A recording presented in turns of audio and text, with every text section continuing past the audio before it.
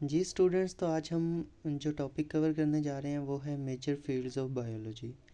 ये आपकी new book से मैं जो है पढ़ाऊँगा। इसमें तकरीबन 3 जो हैं वो मेजर फील्ड्स हैं, जैसे कि ये यहाँ पे आपको नज़र आ रही हैं। चलें अब हम ना दूसरी स्क्रीन पे शिफ्ट हो जाते हैं। यहाँ पे कुछ बुक में मसला है, तो यहाँ से हम इसको करेंगे, इस टॉपिक को। मेजर फील्ड्स की बात की जाए तो बायोलॉजी एक बहुत वास्ट फील्ड है, जिसमें कि हम स्टडी करते हैं लाइफ के बारे में, यानी स्टडी ऑफ लाइफ है बायोलॉजी। तो लाइफ जो है अब उसकी फॉर्म्स बहुत ज़्यादा हैं, जिसे हम बायोडाइवर्सिटी भी बोलते हैं। तो बायोडाइवर्सिटी की वजह से जो है हमें बायोलॉजी को मेन डिवाइड करना पड़ा डिफरेंट फॉर्म्स के अंदर। डिफरेंट जो है डिविजन्स बनानी पड़ी ताकि हम जानवरों को इजीली स्टडी कर सकें। तो उसकी जो मेन डिविजन्स हैं उसमें 3 तरह की मेनली उस डिवीज़न बनाई गई। उसमें पहला है बॉटनी, ज़ूलॉजी और माइक्रोबायोलॉजी। बॉटनी में हम स्टडी करते हैं प्लांट्स के बारे में। जैसा कि मैंने अभी आपको बताया है कि बायोडाइवर्सिटी की वजह से बहुत ज़्यादा डाइवर्स किस्म के ऑर्गेनिज़म हैं। लाइफ जो है उसकी बहुत कॉम्प्लेक्स और डाइवर्स इकसाम पाई जाती हैं, जिसमें से कुछ जो है वो बॉटनी में आ जाती हैं, यानी कि study of plant like creature जो अपना खाना खुद बना सकते हैं, उनको हमने बॉटनी में डाल दिया। ज़ूलॉजी ऐसे एनिमल लाइक ऑर्गेनिज़म जो कि हेट्रोट्रॉपिक होते हैं और अपना खाना जो है वो प्लांट से हासिल करते हैं या दूसरे ऑर्गेनिज़म से। इसी तरह जो थर्ड मेन डिवीज़न है वो है माइक्रोबायोलॉजी। माइक्रोबायोलॉजी जो है उसमें हम माइक्रो ऑर्गेनिज़म को स्टडी करते हैं, मसलन वायरस एंड बैक्टीरिया वगैरह। अब ये तो हैं 3 डिवीज़न्स बायोलॉजी की। अब हम साथ साथ इनके तकरीबन 15 जो न्यू बुक में आपके सब फील्ड दी गई हैं बायोलॉजी की, उनको भी स्टडी करेंगे। तो मेन इनका मकसद जो फील्ड है बनाने का वो यही होता है कि हम जो है वो डिफरेंट चीज़ों को इजीली स्टडी कर सकें। मतलब हमें पता हो कि हम इस फील्ड में उस चीज़ के बारे में, उस लिविंग ऑर्गेनिज़म के को किस पर्सपेक्टिव से जो है वो स्टडी करना चाहते हैं। क्या हम उसका इंटरनल स्ट्रक्चर देखना चाहते हैं, क्या हम एक्सटर्नल स्ट्रक्चर देखना चाहते हैं, या उसके किसी ख़ास ऑर्गन की स्टडी करना चाहते हैं। इन सारी चीज़ों को जो है वो हमें मदद मिलती है कि हम कौन सी फील्ड चूज़ करें। तो अगर हम देखें तो पहली जो फील्ड है मॉर्फोलॉजी है। चूँकि फ़ील्ड बहुत ज़्यादा हैं फ़ील्ड्स, तो इस वजह से आप ऐसा मैं करवाऊँगा कि कंपैरिज़न करवाऊँगा 2 फ़ील्ड के दरमियान, ताकि आप इसमें कंपैरिज़न करते हुए याद रखने में आसानी होती है। तो मॉर्फोलॉजी और एनाटॉमी का कंपैरिज़न हम करेंगे। मॉर्फोलॉजी जो है वो एक्सटर्नल फॉर्म को कहते हैं, कि देखने में जो चीज़ें हमें वाज़ेह शक्ल में नज़र आ रही हैं, जैसे साइज़, शेप, स्ट्रक्चर वगैरह जो है प्लांट या एनिमल का, वो कैसा है, वो मॉर्फोलॉजी में आता है। ठीक है, इसमें आगे नोट्स में जो है आप देख सकते हैं उसकी एग्जांपल्स वगैरह। तो मॉर्फोलॉजी बेसिकली एक्सटर्नली कोई ऑर्गेनिज़म, कोई लिविंग थिंग किस तरह की नज़र आ रही है उस पर डिपेंड करता है, उसकी स्टडी को हम कहते हैं। लेकिन इसी के बरखिलाफ़ अगर हम एनाटॉमी को देखें तो एनाटॉमी में हम इंटरनल स्ट्रक्चर ऑर्गेनिज़म का जो है वो उसको स्टडी करते हैं।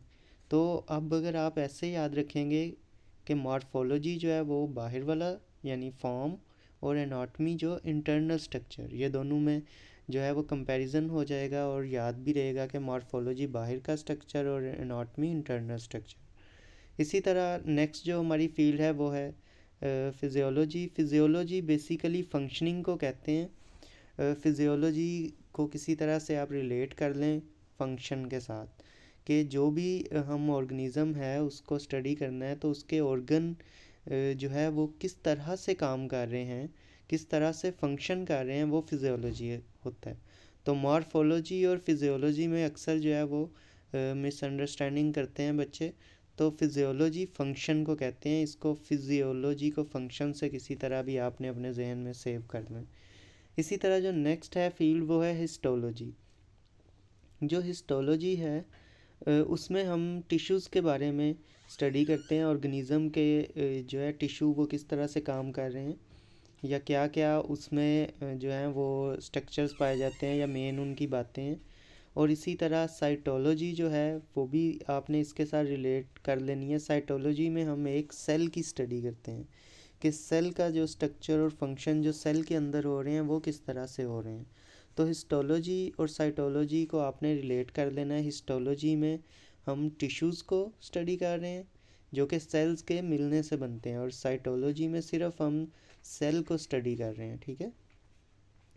ये इसका एक और नाम भी है साइटोलॉजी का, जिसे हम सेल बायोलॉजी कहते हैं, तो ये भी इसके लिए यूज़ किया जाता है।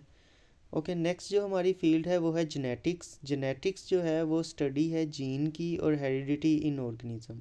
जीन बेसिकली वो कोड है जो कि प्रोटीन बनाने के लिए हमारे न्यूक्लियस के अंदर स्टोर किया गया है, और मतलब हमारे जितने भी करैक्टर हैं उनका एक कोड है। हेरिडिटी क्या है? हेरिडिटी में हम बेसिकली वो उस मटेरियल को स्टडी करते हैं जो कि एक ऑर्गेनिज़म अपने नेक्स्ट जनरेशन में ट्रांसफ़र करता है। तो हेरिडिटी में भी हम बेसिकली डीएनए वगैरह को ही स्टडी करते हैं। तो जेनेटिक्स में ये दो चीज़ें हैं जिनको हम स्टडी करेंगे। नेक्स्ट जो फील्ड है वो है मॉलिक्यूलर या मोलेक्युलर बायोलॉजी। तो मोलेक्युलर बायोलॉजी जो है उसमें हम मॉलिक्यूलर लेवल पे स्टडी करते हैं। जैसे अभी मैं डीएनए की बात कर रहा था, तो डीएनए किन मॉलिक्यूल्स के मिलने से बना है, जिसमें adenosine, ribose, sugar, phosphate group वगैरह। तो ये जो मॉलिक्यूल लेवल पे इवन हम बेसिस को देखते हैं कि डीएनए के अंदर कौन कौन सी जैसे गवानीन, साइटोसिन, एडिनिन वगैरह, ये न्यूक्लियोटाइड्स में जो बेसिस हैं वो कौन सी हैं। तो मॉलिक्यूलर बेसिस पे हम ये स्टडी करते हैं किसी भी ऑर्गेनिज्म के अंदर कौन कौन से मॉलिक्यूल्स पाए जाते हैं। नेक्स्ट है एम्ब्रियोलॉजी। तो अगर हम एम्ब्रियोलॉजी की बात करें तो इसमें हम स्टडी जो है वो करते हैं एक एम्ब्रियो की। तो एम्ब्रियो की स्टडी से मुराद है सिर्फ एम्ब्रियो की ही स्टडी नहीं, उसकी डेवलपमेंट भी, कि वो डेवलप होके किस तरह से एक फुली ऑर्गेनिज्म में चेंज हो जाएगा। तब तक हम उसको ही स्टडी करते हैं कि एक एम्ब्रियो जो है वो अपनी डेवलपमेंट के दौरान क्या क्या किन किन चेंजेस से गुजरते हुए एक ऑर्गेनिज्म में चेंज होता है। इसकी एक प्रॉपर जो स्टडी है वो हम किस फील्ड में करते हैं? एम्ब्रियोलॉजी में। तो ये स्टार्ट होती है फर्टिलाइज्ड एग से। फर्टिलाइज्ड एग से आगे जाइगोट, जाइगोट जब डिविजन्स हुई तो एम्ब्रियो बन गया। फिर एम्ब्रियो में बहुत सारे चेंजेस आते हैं, जैसे नोटोकॉड बनता है, ठीक है। इस तरह के डिफरेंट चेंजेस आते हैं जिनसे आहिस्ता आहिस्ता फिर एक पूरा इंडिविजुअल जो है वो वजूद में आता है। नेक्स्ट है 9 नंबर पे पैलियोंटोलॉजी। पैलियोंटोलॉजी जो है ये स्टडी ऑफ फॉसिल है बेसिकली। तो फॉसिल क्या चीज़ है, हमें पहले ये पता होना चाहिए। Fossils are remains of living thing preserved by natural processes. ऐसी जो चीज़ें अब एक्सटिंक्ट हो चुकी हैं उनके कुछ इम्प्रेशन, इवन इम्प्रेशन भी एक नेचुरल प्रोसेस है जिससे कि प्रिजर्व रह जाती हैं चीज़ें। जैसे अगर कोई चीज़ दो पत्थरों के दरमियान आ गई और बाद में डिसइंटीग्रेट हो गई, लेकिन उनका इम्प्रेशन जो है उन पत्थरों पे पड़ गया, तो वो भी एक फॉसिल है। तो मतलब ये है कि एक्सटिंक्ट हुई चीज़ों का या हमसे पहले जो चीज़ें थी उन चीज़ों का कोई इम्प्रेशन या कोई बोन या कोई ऐसी चीज़ जो कि हमें उनके वजूद का पता बताए और उनकी हिस्ट्री के बारे में हम पता कर सकें, उसे हम पैलियोंटोलॉजी में स्टडी करेंगे।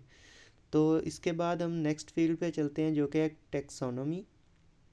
टेक्सोनोमी में बेसिकली हम जो है वो क्लासिफिकेशन करते हैं। ये भी जैसे मैंने अभी बताया था कि बायोडाइवर्सिटी जो है वो लिविंग ऑर्गेनिज्म की बहुत ज़्यादा है, तो उनको ऐसे स्टडी करना पॉसिबल नहीं है। उसको स्टडी करने के लिए हम उनके ग्रुपिंग कर लेते हैं, उनकी क्लासिफिकेशन करते हैं। तो ये जो फील्ड है जिसमें हम उनको ग्रुपिंग करते हैं, जैसे 5 किंगडम बना लेते हैं, जैसे division, phylum, class, order, species वगैरह, जेनरा, ये हम डिफरेंट ग्रुप्स बनाते हैं। तो ये टेक्सोनोमी के अंदर किया जाता है। जैसे मैमल हैं, मैमल के अंदर वो ऑर्गेनिज़म आ जाते हैं जो कि अपने बच्चों को दूध पिलाते हैं और उनके ऊपर बाल होते हैं और उनकी जो हैं वो 4 लिम्स होते हैं। तो ये एक ग्रुप बना दिया मैमल, अब उसके अंदर डिफरेंट जो है ऑर्गेनिज़म है। तो ये सारी क्लासिफिकेशन और नेमिंग जो है हम टेक्सोनोमी ब्रांच है बायोलॉजी की उसमें करते हैं। इसी तरह नेक्स्ट जो है इकोलॉजी है, उसमें हम रिलेशनशिप ऑर्गेनिज़म का अपने इन्वायरमेंट के साथ देखते हैं। यानी बेसिकली इसमें हम दो चीज़ों को डील करते हैं, एक बायोटिक फैक्टर और ए बायोटिक फैक्टर। बायोटिक वो जो लिविंग फैक्टर्स हैं और ए बायोटिक जो कि नॉन लिविंग है, जैसे एयर हो गई, जैसे लाइट हो गई, जैसे ह्यूमिडिटी होगी। ये किस तरह से आपस में इनका क्या रिलेशन है, इसको हम स्टडी करते हैं, और इसे इन्वायरमेंटल बायोलॉजी भी कहते हैं। इसी तरह जो नेक्स्ट फील्ड है जो कि पहले नहीं थी पहली बुक में, वो है मैरिन बायोलॉजी। इसमें हम स्टडी करते हैं वो ऑर्गेनिज़म जो कि सी के अंदर मौजूद होते हैं, ठीक है, जैसे फ़िश, वेल, डॉल्फिन वगैरह हैं, इनको हम स्टडी करते हैं। इसके अलावा मोलस्का, स्पॉन्जेस वगैरह बड़ी यूनिक स्पीशीज़ होती हैं मैरिन के अंदर, तो उनकी स्टडी को हम मैरिन बायोलॉजी में उनको स्टडी करेंगे। नेक्स्ट जो है वो पैथोलॉजी है। तो पैथोलॉजी भी आई थिंक पहले नहीं थी, इसी बुक में है। पैथोलॉजी जो है वो ऐसी ब्रांच है साइंस की जो कि डायग्नोसिस ऑफ डिजीज़ में हेल्प आउट करती है, ठीक है। तो ये हमने देखा है कि लेबॉर्ट्री में डिफरेंट टेस्ट वगैरह किए जाते हैं, वो सारा क्या है, डायग्नोसिस प्रोसेस है। तो उसके अंदर जो है ना ये फील्ड जो है ये हेल्पफुल होती है डिफरेंट डिजीज़ को डायग्नाइज करने के लिए। नेक्स्ट जो है वो इम्यूनोलॉजी है। इम्यूनोलॉजी इम्यून से निकला है वर्ड। इम्यूनिटी जो है वो क्या है, हमारी इम्यूनिटी यही होती है कि हम जो अगर हमारी बॉडी के अंदर कोई इन्फेक्शन या कोई डिज़ीज़ दाखिल हो गई है तो उसके ख़िलाफ़ जो लड़ने की हमारी बॉडी की काबिलियत है उसको हम उसकी इम्यूनिटी बोलते हैं। तो इम्यून प्रोसेस जो है उसको समझने की या उसकी स्टडी को हम क्या बोलते हैं, इम्यूनोलॉजी। इसके बाद लास्ट जो फील्ड है वो है फार्माकोलॉजी। फार्माकोलॉजी को आप इस तरह से भी याद रख सकते हैं कि फार्मासिस्ट या फार्मेसी पे हम क्या करने जाते हैं जी, दवाइयाँ लेने जाते हैं। तो इसमें हम ड्रग्स की स्टडी करते हैं, फार्माकोलॉजी स्टडी ऑफ ड्रग्स। तो ड्रग्स की स्टडी को हम फार्माकोलॉजी बोलते हैं, और इसमें हम डिफरेंट ड्रग्स जो हैं उनकी स्टडी करते हैं, वो किस तरह से लिविंग ऑर्गेनिज्म के साथ जो है वो रिएक्ट करके क्या चेंजेस जो है वो पैदा करती है कि जिससे ये सारे काम होते हैं। तो ये हमारी 15 जो थी वो सब फील्ड थी बायोलॉजी की। तो ये आपने याद रखना है, मेन 3 जो हैं वो बायोलॉजी की फील्ड्स हैं, उसके बाद डिविजन्स हैं, उसके बाद तमाम जो हैं सब फील्ड हैं। तो आई होप सो आपको समझ लग गई होगी। ओके, अल्लाह हाफिज़।